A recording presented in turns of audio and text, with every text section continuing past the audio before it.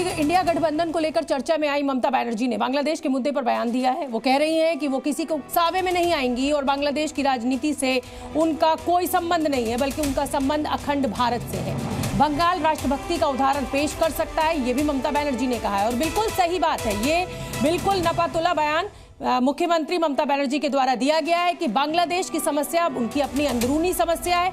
अल्पसंख्यकों की चिंता हो सकती है इस देश के हिंदुओं को, लेकिन ये उनका अंदरूनी मसला है। हालांकि विदेश सचिव विक्रम मिस्री पहुंचे हुए हैं। आज ममता बनर्जी ने क्या कुछ कहा, सुनना चाहिए आपको।